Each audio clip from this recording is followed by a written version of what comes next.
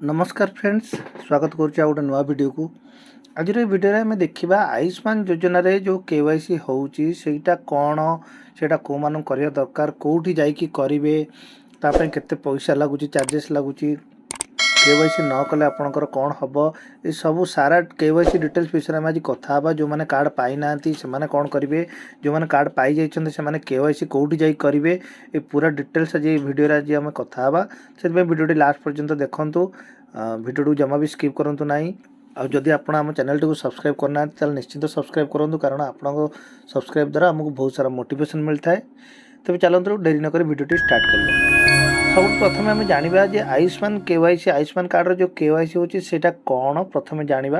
देखो आपण मैंने शुणी जे बहुत जगार जे आपण एरिया रो सीएससी भाई मैंने जो मैंने अच्छा जनसेवा केन्द्र से पाखे जाकि आप केवाईसी करने पड़ो। यहाँ भी आप शुणी आशा दीदी मैंने भी आप रेफर करेंगे से जाकि केवाईसी।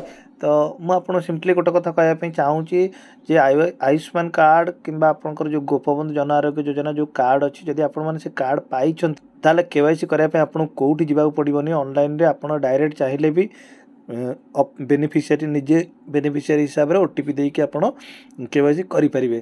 सिंपली केवाईसी अर्थ होची आपण आपणकर आयुष्मान कार्ड किंबा आधार नंबर देवे आपण मोबाइल को गोटे ओटीपी आसो। ओटीपी आसला पर से ओटीपी भेरीफाई करदे बस केवाईसी। एबे आम जानवे केवाईसी कौ माने करेंगे कौ मान को दरकार कौ मानकर हैनी। तेणु आशा दीदी मैंने जो कार्ड बांटुचंदी घरे घरे से समस्त कही दौरान आप केवाईसी करेंगे। किसी लोक अच्छा से मेडिकल वाला कहते केवाईसी करके आसतु जनसेवा केन्द्र में। कि आप जानतु जो मैंने रेशन कार्ड रे केवाईसी जो मझे चली रेशन कार्ड रे केवाईसी जो मैंने कर फिंगरप्रिंट बायोमेट्रिक ये सब जिनस जो मैंने कर डीलर पाखे रेशन डीलर पाखे से अलरेडी अप्रूव्ड होकर आसुव। देखिए आपंकर जो आयुष्मान कार्ड टी आउ बहुत कम लोक एमती अच्छा से अनअप्रूव्ड कि अनभेरीफाइड लेखा आसुव। जो आप लॉगिन करुवे से आप अनभेरीफाइड लेखा आसुव से आयुष्मान कार्ड को लॉगिन करके ऑनलाइन रे से ओटीपी देकी वेरीफाई करेंगे। तो आम गोटे सिंपली देखीदा गोटे केमती कौन प्रोसेस अच्छी चलतु।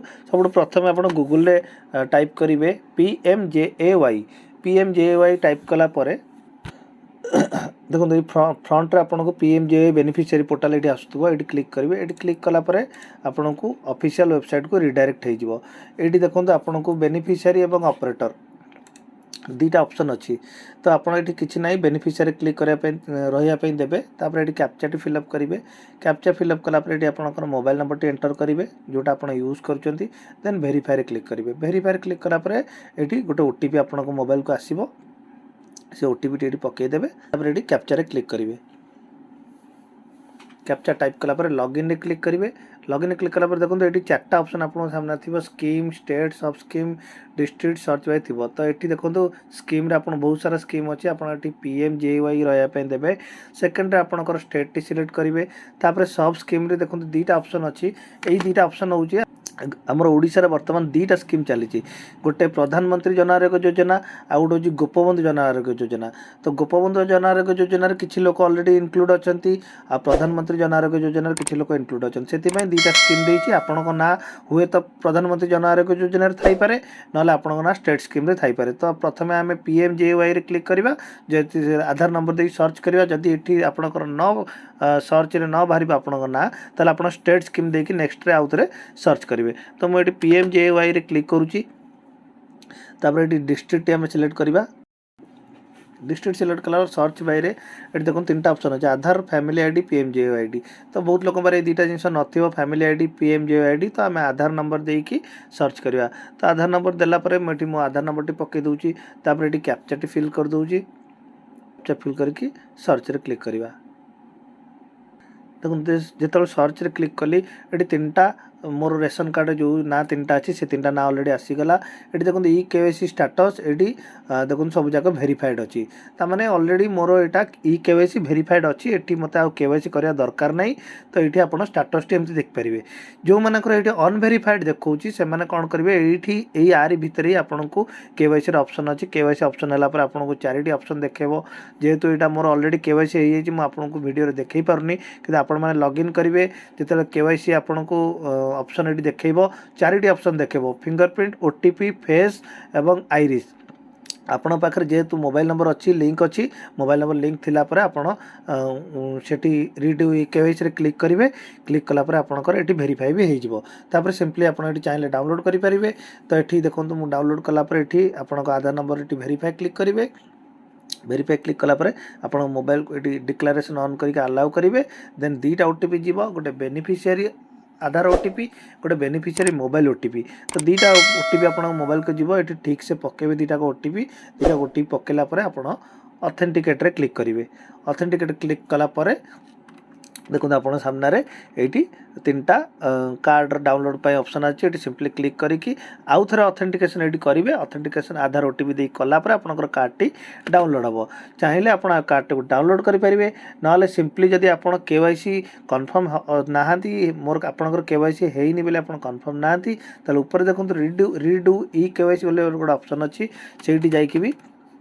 आपड़ करेंगे देखो रीडू ई केवाईसी यही ऑप्शन क्लिक करेंगे क्लिक कलापर ये आधार ओटीपी अच्छी आधार ओटीपी आप देवे ये वेरीफाई क्लिक करेंगे तापर पुणी आपण मोबाइल को दुईटा ओटीपी जीव गोटे बेनिफिशियरी ओटीपी गोटे आधार ओटीपी देलापर आपंकर रीडू ई केवाईसी करें रीडू ई केवाईसी किसी करवा दरकार ना जदि आपंकर केवाईसी ऑलरेडी अप्रूव्ड अच्छी तो आपण मैंने जो चाहते रीडू ई केवाईसी करने एथर आपको आउ कि एडिशनल इनफॉरमेशन मांगिब आपण मैंने चाहिए देपारे देखो तले आपन को आउ कि एडिशनल इनफॉरमेशन ये मागुचे आप नुआ फोटो दे पारे आधार आयुष्मान कार्ड जो फोटो अच्छे आधार फोटो ताको चेंज कर फोटो दे पारे ये आपंकर मोबाइल नंबर अपडेट करेंगे ये आपंकर पिन कोड एड्रेस किंबा ये जहाँ भी सब अच्छी ये सब आप चाहिए फिलअप करके सबमिट करेंगे तो यहाँ एत मैंडेटरी नहीं आप सिंपली खाली केवाईसी ध्यान दिंतु जदि आपंकर कार्ड टी अनभेरिफाइड लेखा आसला आप भेरीफाई करनियंतु एवं यापाई कौ जनसेवा केन्द्र जावा दरकार नहीं स्पेशलिस्ट